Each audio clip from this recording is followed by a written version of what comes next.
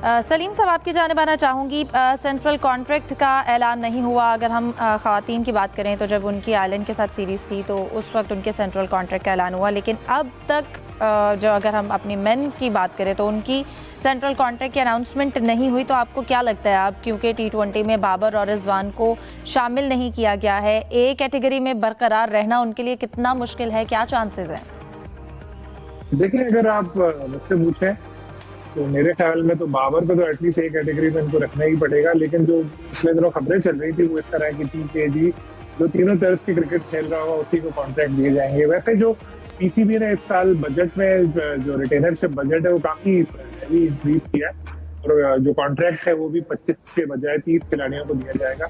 मुझे लगता है कॉन्ट्रैक्ट मिलेगा इन दोनों को। इतनी जल्दी इनको आप बिल्कुल हटा नहीं सकते। ठीक है, अगर एक सीरीज के लिए टीम में नहीं है या कुछ है तो, लेकिन बाबर का खासतौर पर मैं जिक्र करूंगा। इस वक्त हमारे क्रिकेट की सबसे बड़ी ब्रांड है वो, और बहुत बड़े प्लेयर हैं, उनको बहुत ज्यादा पसंद किया जाता है अभी भी, हालांकि उनकी परफॉर्मेंस में फर्क आया है। तो मुझे नहीं लगता कि पीसीबी ऐसा एडवेंचर करेगा कि बाबर को या रिजवान को कॉन्ट्रैक्ट ही नहीं देगा। ए कैटेगरी वाली बात जो है वो एक थोड़ा एक सवालिया निशान है, लेकिन फिर भी जो पास्ट परफॉर्मेंस की बेसिस पे लगता तो है कि शायद रखा जाएगा, इवन एटलीस्ट बाबर के हवाले से तो यही लगता है। लेकिन ये बहुत डिले हो चुका है सेंट्रल कॉन्ट्रैक्ट, और 3 साल का आपको याद होगा एक इत्तेफाक हुआ था जब ये बाबर रिजवान इन लोगों ने बोर्ड से लड़के एक सेंट्रल कॉन्ट्रैक्ट लिया था, जिसमें बड़ी हैवी इंक्रीज हो गई थी। मैच फीस भी सबकी एक जैसी हो गई थी। फिर हिस्ट्री में पहली बार आईसीसी से जो पाकिस्तान को पैसे मिलते हैं उसमें से 3% शेयर इन प्लेयर्स को देने का फैसला हुआ था, जो अब ये तीसरा साल जो है इसमें आखिरी बार मिलेंगे। जो पिछले साल के जो थे तो कॉन्ट्रैक्ट के मुताबिक जो आपस में तय हुआ था एक अंडरस्टैंडिंग वो ये थी कि एयर 2 और एयर 3 में मैच फीस और ये जो आईसीसी का शेयर है ये बरकरार रहेगा।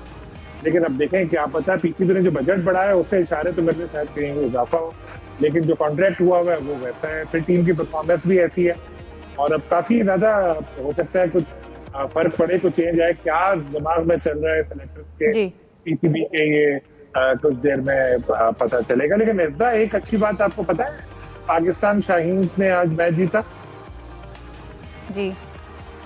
ये तो जबरदस्त आज पाकिस्तान शाहीन्स का, पाकिस्तान शाहीन्स की तरफ से ही, लेकिन अच्छी बात है शायकीन क्रिकेट के लिए। उन्होंने एक अच्छा मैच भी देखा और फिर उन्हें खुशखबरी भी मिली जीत की सूरत में।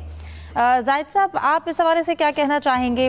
सेंट्रल कॉन्ट्रैक्ट की अभी तक अनाउंसमेंट नहीं हुई है, फिर उसके अलावा अभी से इन दो प्लेयर्स को लेकर जो खदशात पैदा हो रहे हैं, अगर कैटेगरी चेंज होती है या कैटेगरी में बरकरार नहीं रखा जाता तो आपको लगता है इससे यकीनन जहनी दबाव का भी शिकार हो सकते हैं प्लेयर, मोराल पे भी फ़र्क पड़ सकता है? देखिए, अशरफ साहब के दौर में जो है वो कॉन्ट्रैक्ट दिया गया था, और जैसा कि सलीम खालिक साहब ने भी जिक्र किया कि अब आखिरी टर्म है उसकी। जो ज़हनी दबाव की आप बात कर रही हैं वो ऐसा कोई फ़र्क नहीं पड़ता क्रिकेटर्स को, क्योंकि जाहिर है जब आपके पैसे जमा होते हैं फिर एकदम मिल जाते हैं, लॉटरी निकल आती है उनकी। बाकायदा जो है तो समझ लें कि उन्होंने कैटेगरी चेंज करने से कमेटी डाली हुई है। और जहाँ तक रिजवान और बाबर का ताल्लुक है, बोर्ड क्या फैसला करता है इसमें कहना तो कबल वक्त होगा, लेकिन मैं अपनी राय दे सकता हूँ कि जितने बड़े प्लेयर हैं दोनों, जितनी फतूआत में उनका जिक्र किया, दोनों माजी के साबिक कप्तान हैं। ये ठीक है, वो T20 में नहीं है। बोर्ड ने एक पॉलिसी बनाई थी, बाकायदा अनाउंस भी किया था, ए कैटेगरी में या बी कैटेगरी में, बड़ी कैटेगरीज में वही रहेंगे जो तीनों फॉर्मेट खेल सकते हैं इस वक्त, क्योंकि T20 के बाहर हैं। कल के आकिब जावेद की एक बात भी दोहराना चाहूँगा, जब उनसे सवाल किया गया कि आप समझते हैं कि इनकी T20 इंटरनेशनल क्रिकेट ख़त्म हो गई है, तो उन्होंने कहा मैं भी आऊँ, आप भी आएँ, पाकिस्तान में कुछ भी पॉसिबल है। अगर अपने आप को थोड़ा सा वो इम्प्रूव कर देते हैं या टीम को ज़रूरत कहीं भी पड़ती है मिड में तो दोबारा टीम में आ सकते हैं।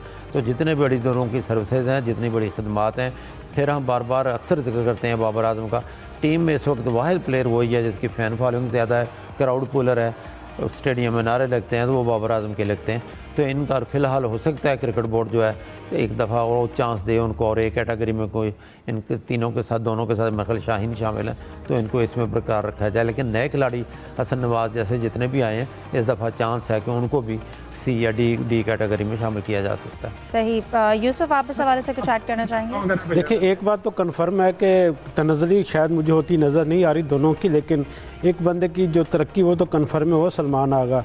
उनको मेरे ख्याल में इस बार गालबन जो बी कैटेगरी उसमें शाहीन वगैरह के साथ नसीम के साथ ले लिया जाएगा और हसन नवाज़ की इसमें यकीनी तौर पर डी कैटेगरी में उसको जगह मिलेगी। इसके साथ साथ चंद मजीद जो यंगस्टर जो इस वक्त पाकिस्तान शाहीन टीम का हिस्सा हैं उनको इस बार शामिल किया जा रहा है, जबकि 3 या 4 खिलाड़ी ऐसे हैं जिसमें आमिर जमाल हैं, हसीबुल्ला हैं, उस्मान खान हैं, हुरैरा हैं, ये डी कैटेगरी में थे पहले, उनमें से उस कैटेगरी को अब ख़त्म किया जा रहा है। हो सकता है कि मर्चेंट कैटेगरी को दोबारा से ये फाइनल करें ताकि जो यंगस्टर हैं जो इस वक्त अब समझते हैं कि पाकिस्तान का फ्यूचर में हिस्सा हो सकते हैं उनको भी शामिल किया जाए।